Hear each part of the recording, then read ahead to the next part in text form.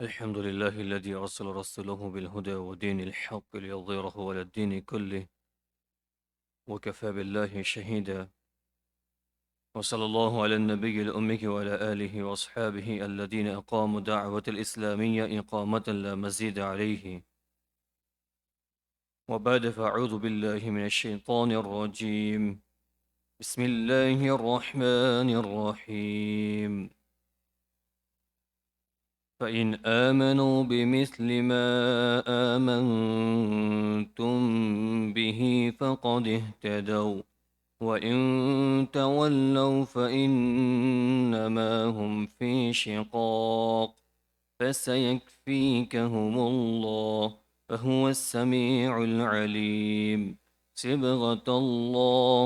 ومن أحسن من الله صبغة ونحن له عابدون ونحن له عابدون. صدق اللہ العظیم. اس کے بعد اگر یہ لوگ بھی اسی طرح ایمان لے آئے جیسے تم ایمان لائے ہو تو یہ راہ راست پر آ جائیں گے. اگر یہ منہ موڑ لیں تو در حقیقت وہ دشمنی میں پڑ گئے ہیں. اب اللہ تمہیں تمہاری حمایت میں عنقریب ان سے نمٹ لے گا اور وہ ہر بات سننے والا ہر بات جاننے والا ہے. اے مسلمانوں کہہ دو کہ ہم پر تو اللہ نے اپنا رنگ چڑھا دیا ہے، اور کون ہے جو اللہ سے بہتر رنگ چڑھائے، اور ہم صرف اسی کی عبادت کرتے ہیں. محترم برس و بزرگوں کو جس مجلس میں بات عرض کی گئی تھی کہ جب مسلمان اور اسلام کی دعوت لے کر جب ان کے پاس جایا جاتا تھا تو ان کی طرف سے جو یہود نصارہ تھے ان کی طرف سے بجائے دعوت قبول کرنے کے حجت بازیاں کی جاتی تھیں، اور وہ آرگیو کرنا شروع کر دیتے تھے اور سامنے چل کر خود اپنے مذہب کی یہودی لوگ یہودیت کی اور نصرانی لوگ نصرانیت کی دعوت دیتے تھے، اور مسلمانوں سے یہ کہتے تھے کہ اگر تم یہودی بن جاؤ گے تو تم کامیاب ہو جاؤ گے. نصرانی کہتے تھے اگر تم نصرانی بن جاؤ گے تو اب کامیاب ہو جاؤ گے. تو اس کے متعلق اللہ تعالیٰ نے گزشتہ آیات میں حکم ارشاد فرمائے تھے، اور اسی کے جواب میں یہ حکم دیا گیا تھا کہ نبی جی آپ ان لوگوں سے کہہ دیجئے کہ کل بل ملت ابراہیم حنیفہ، ہم تو اس ملت ابراہیم حنیف کی اس ملت ابراہیم کی اتباع کرنے والے ہیں جو حنیف تھے. اور حنیف کے متعلق گزشتہ مجلس میں بھی میں نے معنی عرض کر دیا تھا کہ جو سیدھی راہ پر سیدھا سیدھا چلنے والا ہو، یعنی اپنی زندگی کے اندر جس نے ایک بال کے برابر بھی یا جس نے ایک آن کے برابر ایک مومنٹ کے برابر بھی اللہ کی نافرمانی یا اللہ کی مرضی کے خلاف زندگی نہ گزاری ہوں، اس کو حنیف کہا جاتا ہے. تو اللہ کے رسول صلی اللہ علیہ وسلم کی زبان مبارکہ سے ان یہود نصارہ کو یہ پیغام دیا گیا ہے کہ ہم اسی ابراہیم علیہ السلام کے ملت کی اتباع کرنے والے ہیں جو حنیف تھے، جو بالکل سیدھی راہ پر چلنے والے تھے، اور جنہوں نے اپنی زندگی کے اندر ایک چھوٹی سے سیکنڈ بھی اللہ کی نافرمانی والا عمل نہیں کیا. اور ساتھ میں یہ بھی ارشاد فرمایا گیا وَمَا كَانَ مِنَ الْمُشْرِكِينَ، اور یہ اشارہ کیا گیا تھا کہ آپ کے مذاہب کا اگر جائزہ لیا جائے، اس کو سکین کیا جائے، اس کو چیک کیا جائے، تو آپ نے اللہ کی وحدانیت کے ساتھ توحید کے ساتھ شرک کو ملا دیا ہوا ہے، شرک کو مرج کر دیا ہوا ہے، اور وحدانیت کے ساتھ ساتھ آپ نے شرک کو اندر شامل کر دیا ہے. اور جس ابراہیم علیہ السلام کے ہم اتباع کرنے والے ہیں، جن کی ہم اتباع کرتے ہیں، وَمَا كَانَ مِنَ الْمُشْرِكِينَ، وہ مشرکوں میں سے نہیں تھے، وہ شرک کرنے والوں میں سے نہیں تھے. یہ گزشتہ آیات میں یہ بیان کیا گیا تھا. اور ساتھ میں پھر اس کی اگلی آیت کے اندر یہ ملت ابراہیم کیا ہے اس کے متعلق تفصیلات بیان کی گئی تھیں کہ وہ وہی ہیں جو اسماعیل علیہ السلام پر، اسحاق علیہ السلام پر، یعقوب علیہ السلام پر جو اللہ کی طرف سے اتارا گئے احکامات ہیں، اور جو عیسیٰ علیہ السلام پر اور موسیٰ علیہ السلام پر جو احکامات اتارے گئے ہیں، ان تمام احکامات کو ہم از اے مسلم ہونے کے ناطے ان تمام احکامات کو ہم بیلیو کرتے ہیں، اس پر ہم یقین کرتے ہیں، اس کو سچا مانتے ہیں. لیکن اگر پریکٹس کرنے کی بات آتی ہے، عمل کرنے کی بات آتی ہے، تو وہی اللہ جو ہم کو ان احکامات کے اوپر بیلیو کرنے کا حکم دے رہا ہے، وہی اللہ ہم سے ڈیمانڈ کر رہا ہے کہ ہم ملت محمدی صلی اللہ علیہ وسلم کی اتباع کریں، ہم شریعت محمدی کی اتباع کریں. تو اس کے متعلق گزشتہ مجلس میں عرض کیا گیا تھا لا نفرق بین احد منهم ونحن له مسلمون، ہم رسولوں میں کسی کے ساتھ تفریق نہیں کرتے ہیں، کسی رسول کو اوپر نیچے آگے پیچھے نہیں کرتے ہیں،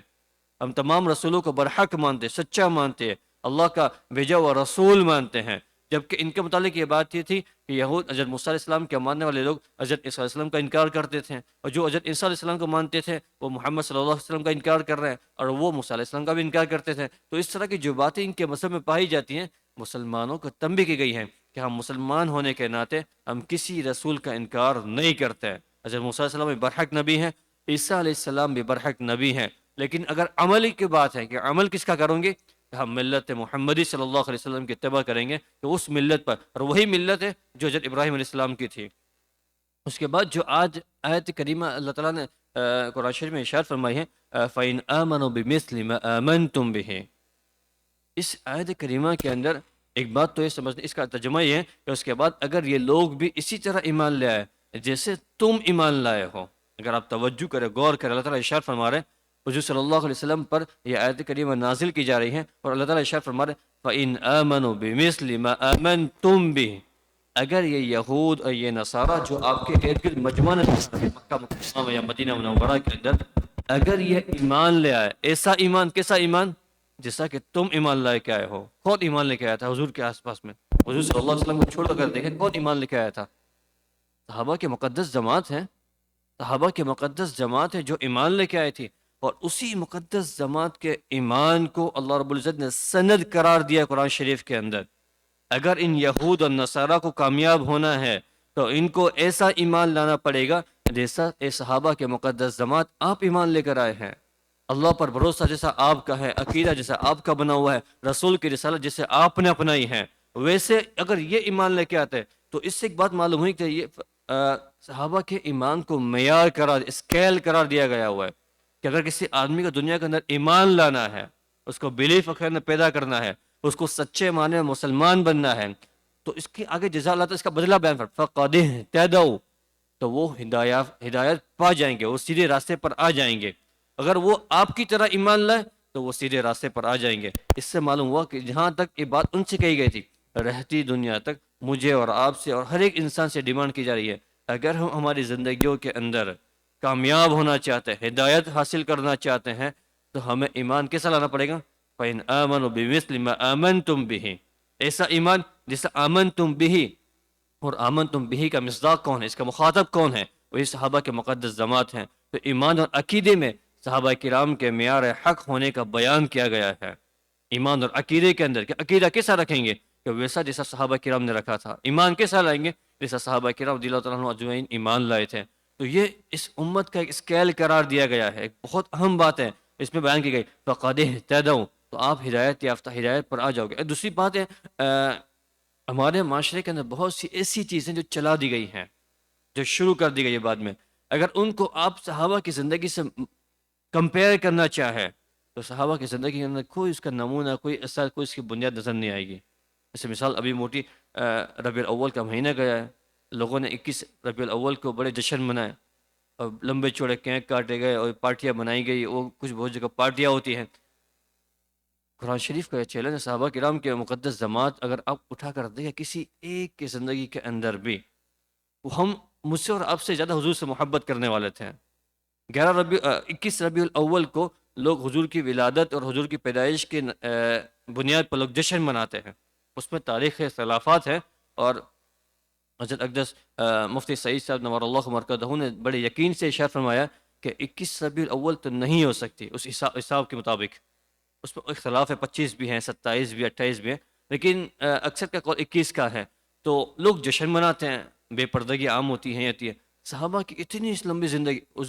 خلافت راشدہ اٹھا کر دیکھ لیں، حضرت عمر نے دنیا کے اندر خلافت کی، حضرت ابوبکر صدیق تھے، حضرت علی تھے، حضرت عثمان غنی تھے، اس کے بعد صحابہ کے مقدس بڑی جماعت گزری ہیں. کسی ایک کی زندگی کے اندر بھی کسی نے حضور کی پیدائش کے عنوان سے جشن منایا ہو، عید کو منایا؟ اور بہت سے علاقوں میں اللہ معاف فرمائے عید کی نمازیں ادا کی جاتی ہیں، عید کی نماز ادا کی جاتی ہیں، اور نہ کرنے والوں کو عاشق رسول نہیں مانا جائے کہ آپ اللہ سے دعا کر کے عاشق رسول بن جائے. صحابہ کی زندگی سے ثابت کر کے بتائے، تابعین کی زندگی سے ثابت کر کے بتائے، تابعین کی زندگی سے ثابت کر کے بتائے. ہم وہی کام کرنے کے لیے تیار ہے جس کا اللہ نے ہم سے ڈیمانڈ کی ہے. بدعت نام اس چیز کا ہے جو چیز اپنے بڑوں سے، اپنے اگلوں سے، قرآن حدیث کے دائرے سے، اس کی لمیٹیشن سے باہر تھی. آدمی نے اپنی چونچلوں کے بنیاد پر، اپنے خواہشات کے بنیاد پر اس کے اندر مرض کر دی. کھانے پکائے جاتے ہیں، مجلسیں ہوتی ہیں، گپے شاپے ہوتے ہیں، اور رات بھر جشن منائے جاتے ہیں، اور صبح فجر کی نماز کے اندر اگر دیکھا جائے تو عاشق رسول 2-4 صفحے ہوتی ہے، باقی سارے عاشق رسول باہر ہوتے ہیں. تو یہ زندگی ہے، یہ معیار بیان کر عرض کر رہا ہوں فَإِنْ آمَنُوا بِمِثْلِ مَا آمَنْتُمْ بِهِ، اگر ہدایت حاصل کرنی ہے، یہ ہمارے لیے پیغام ہے، تو وہی ایمان، وہی عقیدہ، وہی فیتھ مطلوب ہے جو صحابہ کرام کا تھا، جو صحابہ کرام کا تھا۔ تو کسی چیز کو بلیو کرنے سے پہلے صحابہ کی زندگی اسکین کریں۔ یہ صرف مسلمانوں سے نہیں کہا گیا، یہ اللہ تعالیٰ ان یہود نصارہ سے کہہ رہے ہیں، اگر آپ کو ہدایت حاصل کرنی ہے تو ان صحابہ کی طرح ایمان لے کر آئے، ان صحابہ کی طرح ایمان لے کے آئے، اور جس معیار کا، جس لیول کا ان کا ایمان پہنچا ہے فقد اہتدوا، وہ ہدایت کا راستہ ہے،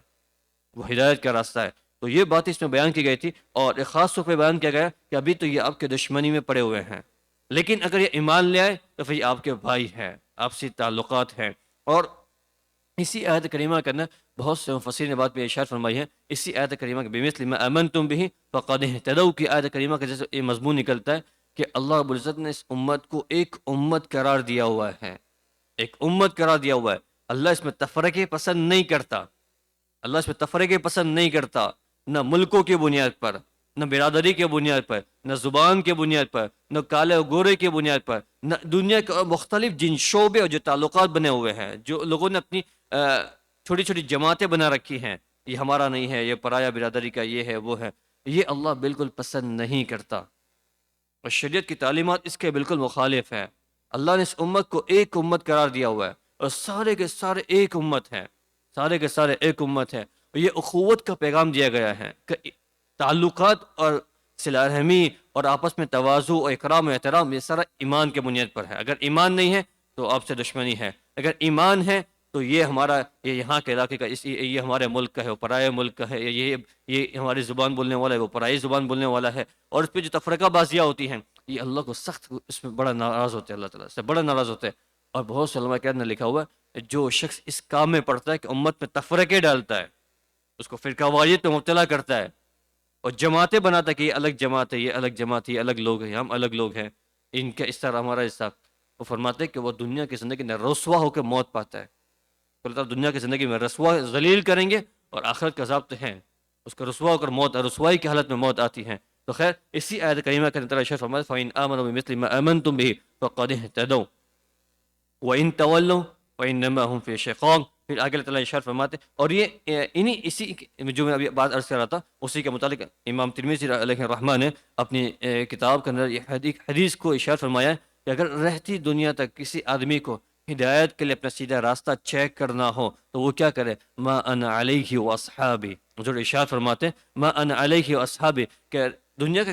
قیامت کے قریب قریب میرے امت کے اندر بہت سارے فرقے پیدا ہو جائیں گے، 70 سے زیادہ فرقے پیدا ہو جائیں گے۔ اگر آپ کو صحیح فرقہ تلاش کرنا ہو، صحیح جماعت تلاش کرنی ہو، اور صحیح لوگ تلاش کرنے ہو جس کے بنیاد پر آپ جنت پہنچ جائے، حضور ارشاد فرماتے ہیں ما انا علیہ واصحابی، کہ جس پر وہ راستہ جس پر میں ہوں اور میرے صحابہ ہے، جس پر میں ہوں اور میرے صحابہ ہے۔ اگر یہی مثال لے لیں ربیع الاول کی، حضور کی زندگی کے اندر 63 سال گزرے ہیں، نبوت کے بعد اور سال گزرے ہوئے ہیں، آپ کی زندگی کے اندر کبھی ایک دن آپ نے خوشی منائی ہو کہ آج میری برتھ ڈے ہے، آج میرا سیلیبریشن کیا جائے، میرا جشن منایا جائے، یا کسی ایک دن صحابہ کی زندگی اٹھا کرتے ہیں کسی نے ایک نے منایا ہو؟ تو یہ ساری چیزیں یہ اصل میں اپنے خواہشات نکالنے کا، شوق پورا کرنے کی چیزیں ہیں۔ یہاں ان کو سنت نظر، کبھی وہ عصر کے پہلے کی 4 رکعت نماز سنت ادا نہیں کرتے، کبھی ظہر کے بعد کی 2 رکعت سنت نماز ادا نہیں کرتے ہیں، لیکن ان کو یہ ساری سنتیں نظر آ جاتی ہیں، یہ چیز میں جس میں کھانے پینے ہوتے ہیں، اختلاط ہوتا ہے، اور اس میں باہر گھومنا پھرنا ہوتا ہے، لائٹ لگائی جاتی ہے، اس طرح خرچے کیے جاتے ہیں۔ اللہ معاف فرمائے، لوگوں نے 63 کلو کا اور 64 کلو کا لمبے چوڑے کیک بنائے جاتے ہیں، اور جو خرافات کیے جاتے ہیں، اللہ ہماری حفاظت فرمائے۔ تو انہی آیت کریمہ کے ذریعے سے ہمیں اپنے ایمان کو، اپنے عقیدے کو خاص طور پر چیک کرنا چاہیے کہ ہم کس جگہ پر کھڑے ہوئے ہیں، ہم کس مقام پہ کھڑے ہوئے ہیں۔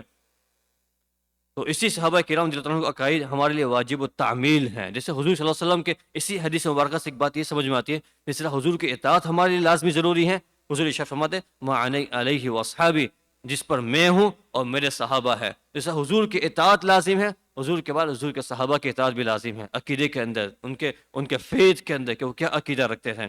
اور آگے اللہ تعالیٰ ارشاد فرماتے ہیں وَإِن تَوَلَّوْا فَإِنَّمَا هُمْ فِي شِقَاقٍ،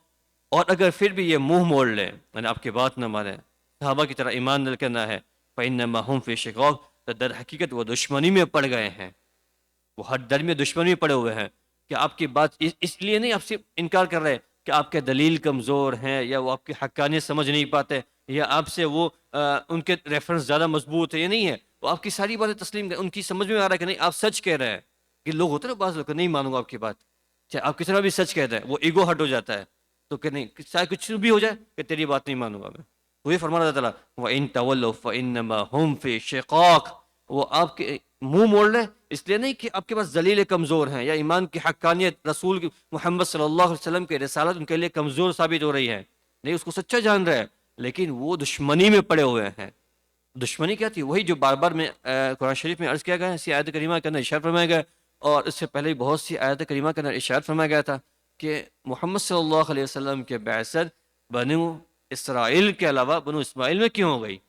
یہ تو ہمارے خاندان سے پیدا ہونے چاہیے تھے، اور پرائے خاندان میں کیوں پیدا ہو گئے؟ تو اسی دشمنی کے بنیاد پر وہ حضور کی بات ماننے کے لیے تیار نہیں تھے. اسی کو اللہ تعالیٰ نے ارشاد فرمایا فَإِنَّمَا هُوَ فَإِنَّمَا هُمْ فِي شِقَاقٍ، وہ تو دشمنی میں پڑے ہوئے ہیں. پھر آگے اللہ تعالیٰ ارشاد فرماتا ہے آپ کو ان کی دشمنی سے خوف کھانے کی ضرورت نہیں ہے، ان کے دشمنی سے آپ کو پرواہ کرنے کی ضرورت نہیں ہے. کبھی آدمی ہوتا ہے کہ بھائی ایک آدمی جو ہے وہ اعتبار دنیاوی اسباب کے اعتبار سے، دنیاوی طاقت کے اعتبار سے، دنیاوی خزانے ان کے قدموں میں ہیں، دنیاوی ٹیکنالوجی ان کے پاس ہے اور دنیا کی تمام اسباب ان کے پاس ہیں، اب وہ ہماری دشمنی پہ اتر آیا ہے تو آدمی خوف کھاتا ہے کہ اب کیا کرے یار، ہمارا دشمن بڑا طاقتور مضبوط ہے. تو اللہ تعالیٰ تسلی دے رہے ہیں مسلمانوں کو فَسَيَكْفِيكَهُمُ اللَّهُ فَسَيَكْفِيكَهُمُ اللَّهُ، اب اللہ تمہارے لیے حمایت میں عنقریب ان سے نمٹ لے گا. اللہ تعالیٰ تمہاری حمایت کے تمہیں ڈیفینس کرتے ہوئے عنقریب ان سے نمٹ لے گا. بس یہ کہ انسان تھوڑا بے صبرا ہو جاتا ہے، ہم تھوڑے بے صبر ہو جاتے ہیں، لیکن اللہ کی تدبیر ہوتی ہیں، اللہ کے پلاننگز ہوتے ہیں، اللہ کی حکمتیں ہوتی ہیں. ہماری ان آنکھوں سے ہمارے بھائی بہنوں کی لاشیں ہوا میں اڑتے ہوئے دیکھی ہیں، ہمارے معصوم بچے بلک بلک کے مر رہے ہیں، ان کے دعائیں سالوں سے ہو رہی ہیں، مساجد میں دعائیں ہو رہی ہیں، تو اندر سے یہ انسان بے صبر ہو جاتا ہے اللہ کیوں سنتا نہیں ہے. اس کی حکمتیں ہیں، تدبیر ہے. اعلان فرماتے اللہ کے قرآن، یہ قرآن شریف کی آیت فَسَيَكْفِيكَهُمُ اللَّهُ، تمہارا پروردگار تمہاری جانب سے تمہارے ڈیفینس پہ ان کے لیے کافی ہو جائے گا، ان کو نمٹ لے گا. چیلنج ہے ان کے لیے. آپ دیکھیں جو اسباب ظاہر بن رہے ہیں، جو چیزیں بن رہی ہیں، یہ حادثہ ہونے سے پہلے ان کا جو دنیا کے اندر ہولڈ تھا، ان کی ایجنسیز کا جو دنیا کے اندر جو تصور پڑا ہوا تھا کہ بہت طاقت ہے وہ سارا دھیمے دھیمے ملیا میٹ ہو گیا ہے، اور اچھے خاصے لوگ ان کے اگینسٹ کھڑے ہو رہے ہیں، ان کی دنیا میں رسوائی برباد ہو رہا ہے. اگر راستے پہ چلتا وہ کوئی دیکھ لے تو لوگ ان سے نظریں ملانا پسند نہیں کرتے، اتنی حقارت بڑی نگاہوں سے، اتنی گری ہوئی نگاہوں سے، رسوائی سے ان کو دیکھا جا رہا ہے. اتنا کافی نہیں ہے، ابھی اور بھی اللہ کی طرف سے ان کی آزمائش آنی ہے. لیکن یہ کہ ہم مسلمانوں کو تھوڑا سا پیشن رکھنا پڑے گا، تھوڑا سا صبر کرنا پڑے گا. اگر آزمائش ہے تو ایک موقع پہ ارشاد فرمایا کہ تمہیں چیک کیا جائے تمہاری لاشوں کے ذریعے سے، جانوں کے ذریعے سے، مال کی کمی کے ذریعے سے، بھوکا اور پیاسا رکھ کر چیک کیا جائے گا. اس صحابہ کو یہاں تک چیک کیا گا کہ بلغت القلوب الحناجر، ان کے کلیجے گلے کو آ گئے تھے، اور پریشانی کی حالت میں صحابہ کی زبانوں سے بے ساختہ نکل متی نصر اللہ، اللہ کی مدد کب آئے گی. صحابہ یہ شیف ہمارا ہے جنہوں نے حضور کی اللہ رسول کی باتوں پر ایمان اور یقین تھا، وہ شیف متی نصر اللہ الا ان نصر اللہ قریب. اس پر اللہ کی طرف سے وجود میں آیا کہ اللہ کی مدد بہت قریب ہے، تو اسی آیت کریمہ کے ذریعے سے اللہ تعالیٰ ارشاد فرمائے فَسَيَكْفِيكَهُمُ اللَّهُ. اب اللہ اگر وہ تمہاری دشمنی میں اتر پڑے ہیں تو تمہیں فکر کھانے کی، خوف کھانے کی ضرورت نہیں ہے. اللہ تعالیٰ عنقریب تمہاری حمایت میں ان سے نمٹ لے گا. هُوَ السَّمِيعُ الْعَلِيمُ، اور اللہ تعالیٰ ہر بات سننے والا، ہر بات جاننے والا ہے. مفسرین ارشاد فرماتے ہیں اسی میں اشارہ کیا گیا کہ مسلمان اللہ سے دعائیں کرتا رہے، مانگتا رہے. وَهُوَ السَّمِيعُ الْعَلِيمُ، وہ سننے والا اور ان کے جو اعمال کر رہی ہے ہماری ماں بہنوں کے ساتھ اور بچوں کے ساتھ، اور دنیا کے اندر جہاں کے بھی جو کفاری طاقتیں ہیں، جو اسلام کے خلاف دشمنی طاقتیں ہیں، اور جو مسلمانوں کے خلاف، یہ تو وہ جگہ جہاں کی نیوز ہم تک پہنچتے ہیں. اور بہت سے ایسے علاقے ہیں سودان کے اور بہت سے دنیا کے بہت سے ایسے علاقے ہیں جہاں کی نیوز ہم تک نہیں پہنچتے، جہاں کی خبر ہم تک نہیں پہنچتی، جہاں امت مسلمہ کے ساتھ جو بربریت اور ان کے ساتھ جو درندگی اختیار کی جاتی ہیں وہ خبر ہم تک نہیں پہنچتی. ان تمام کو تسلی دی جا رہی ہے، صبر رکھے اور اللہ سے. وَهُوَ السَّمِيعُ الْعَلِيمُ، اللہ وہ سننے والا ہے. دعائیں کرتے رہے، مایوس نا امید ہونے کی ضرورت نہیں ہے، دعائیں کرتے رہے، مانگتے رہے. حضور نے یہ شاید فرمایا تھا بدر کے موقع پر، یا اللہ اگر یہ جماعت اس بدر کے میدان کے اندر ختم ہو گئی تو اس روئے زمین پر تیرا نام لینے والا کوئی نہیں بچے گا۔ حضور کے الفاظ یہاں تک پہنچ گئے تھے، کسی ازمائش آئی کہ اللہ اگر یہ جماعت بدر کے میدان میں ختم ہو گئی تو تیرا نام لینے والے روح زمین پر کوئی باقی نہیں رہے گا۔ آج تو ایسا حالات نہیں ہے، اللہ کا شکر الحمدللہ۔ تو یہ حالات وہاں تک پہنچ سکتے ہیں، وہاں تک آزمایا جا سکتا ہے جہاں تک حضور کو آزمایا ہوا ہے، صحابہ کو آزمایا ہوا ہے۔ اللہ تعالیٰ ہماری حفاظت فرمائے، ہماری عافیت چین سکون کی اللہ تعالیٰ زندگی نصیب فرمائے اور اس کی رضا والی زندگی نصیب فرمائے۔ وہ السمیع العلیم، وہ سننے والا اور جاننے والا ہے، ان کے ہر کرتوت کو اللہ تعالیٰ جانتا ہے، چھوٹے سے چھوٹے ایکشن کو کرتوت کو اللہ تعالیٰ جانتا ہے۔ اللہ تعالیٰ کہنے سننے سے عمل کی توفیق عطا فرمائے اور ان تمام کو اپنے دین اسلام سے والہنا محبت نصیب فرمائے اور اللہ کی وحدانیت و توحید اور رسالت کے ساتھ اپنی زندگی گزارنے کی توفیق نصیب فرمائے۔ وآخر دعوانا الحمد للہ رب العالمین۔ سبحان ربک رب العزة عما یصفون وسلام علی المرسلین والحمد للہ رب العالمین، آمین برحمتک یا ارحم الراحمین۔